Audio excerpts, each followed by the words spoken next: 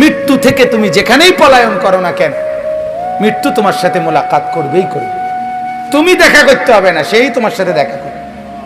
তুমি মৃত্যুকে ডাকতে হবে না, মরণ তোমাকেই ডেকে নিয়ে আসবে। মরণ নিজেই তোমার সাথে দেখা করবে, সেই তোমাকে কবরে আনবে, তুমি আসতে হবে না।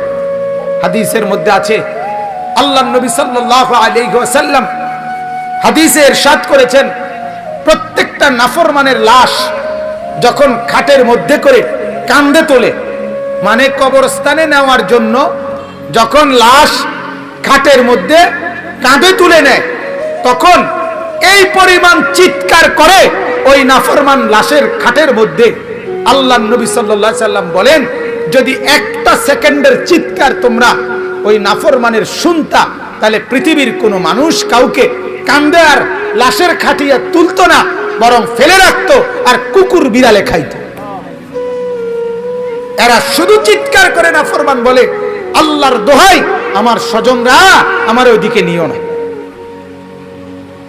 ওই কবরে আমারে নিও না, নিও না, আমারে ওইখানে নিও না, আমারে নিও না। হায় তোমরা আমারে কই নিচ্ছ? তোমরা না আমার স্বজন, তোমরা না আমার সন্তান,